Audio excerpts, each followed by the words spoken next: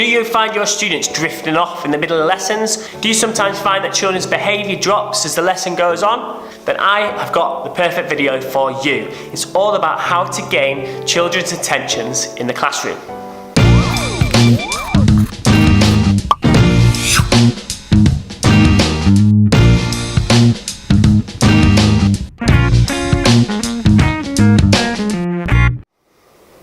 Hello, what's up guys? I'm Ben Cooper from Waggle Teaching, and today I'm going to talk to you about student engagement in the classroom and catching children's attention. In the 21st century, where children have iPads and devices at their fingertips, we find ourselves as teachers competing against children that have content and information at their fingertips. And children are increasingly becoming less patient in terms of engagement. If they're looking at something on their phone or on an iPad or on television and are not immediately engaged, more often than not they will flick through that. And so as teachers, it's increasingly difficult to hook children into lessons when we're competing against digital technology that offers instant engagement for our children.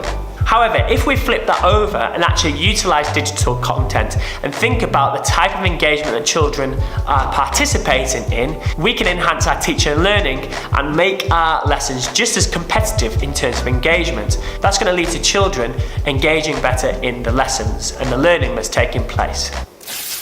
So gaining children's attention can be looked at in three different levels. It's gaining their immediate attention, their short-term attention, and finally their long-term attention. And today I'm going to break those three down. I'm going to talk about what those three mean and how that can impact on the delivery of your lessons in your classrooms.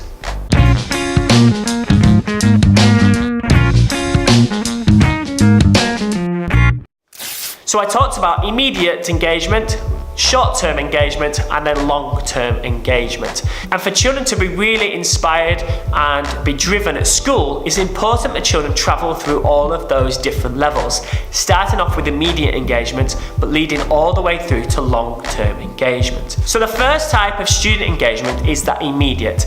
Now, immediate engagement is all about the senses. It's all about children being hooked to the things that they can see, smell, hear, and touch. That leads to children being instantly or immediately engaging in something. To put that in a real life context, if you're walking down the street and you suddenly hear a peculiar noise, you've instantly been engaged with something in the real world. In the same way, if you see something that's a bit unusual or something happening, you are immediately engaged on that subject. Whether you choose to continue to watch or continue to listen to something all depends on them moving to the short term. So immediate engagement is all about that instant hook, the thing that grabs your attention.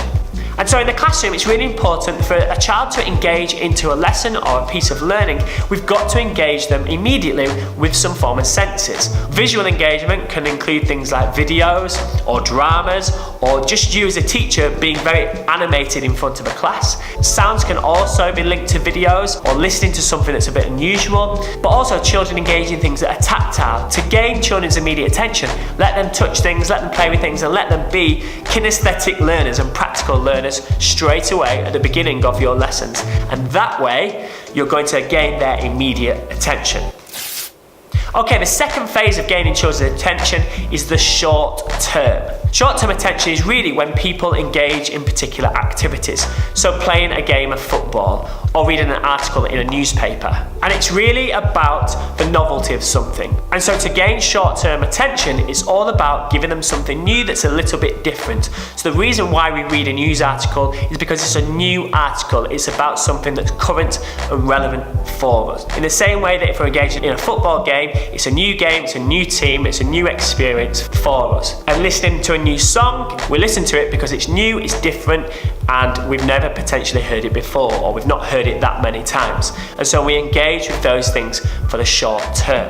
What this looks like in the classroom is it's all about making our activities that we're trying to engage with unique. So make sure the content is always relevant, new, and engaging. It's not about doing different activities all the time, but it's putting twists on that activity so it's new content that the children are learning with, which motivates them to succeed.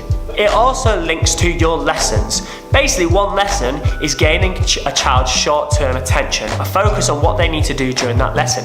In the same way that if we're watching an episode on television, we'll watch the first episode. If we don't enjoy the episode and we don't understand it or it doesn't work, we're more likely to not engage with the rest of the series. However, if we enjoy the episode and we enjoy the storyline and we engage with it, we're much more likely to persist and move on to a long-term engagement and watch the rest of the series. That's exactly the same within our teaching. If we make sure that the first lesson they engage with is exciting, current and relevant, then they're more likely to engage with the entire topic and unit. If that first lesson isn't engaging and doesn't hook the children in, they're much less likely to look forward to the remaining lessons within your unit of learning. And then of course the final form of engagement is long-term engagement. In the real world, that's all about a love for something in the long term, a passion for something. So for example, we may have played a football game, but do we enjoy playing do we enjoy football as a sport, and do we want to play it regularly? Yes, one game may have been fun, but if you're really not engaged with it, you're not likely to join a team, and also you're not likely to follow your favourite football team on television.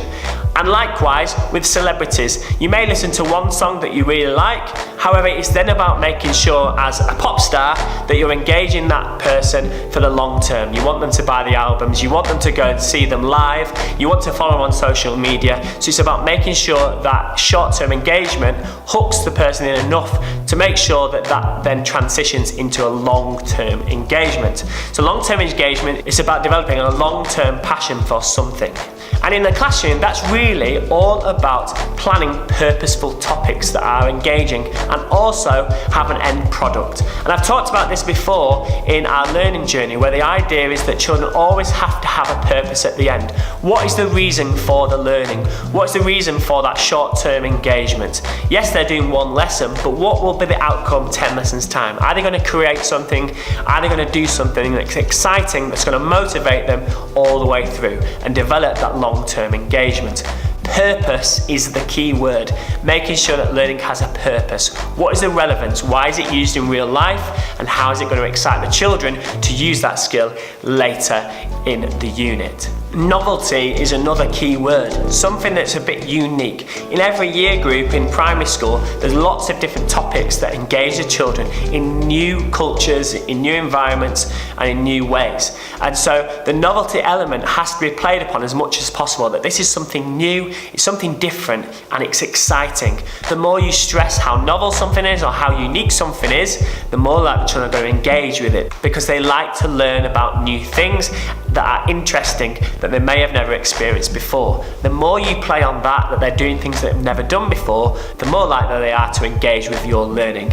And at the end of the day, the more likely they are to achieve and be successful within those lessons.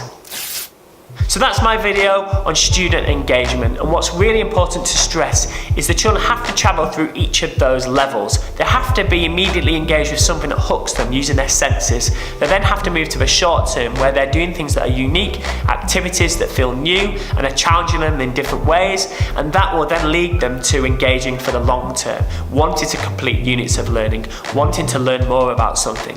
And you never know, that might even lead to the child developing an interest for life.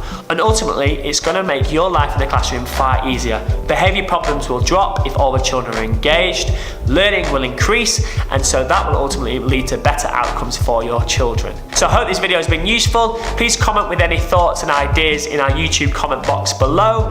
Subscribe to our YouTube channel for more teaching videos. I'm Ben from Teaching. Have a really great day.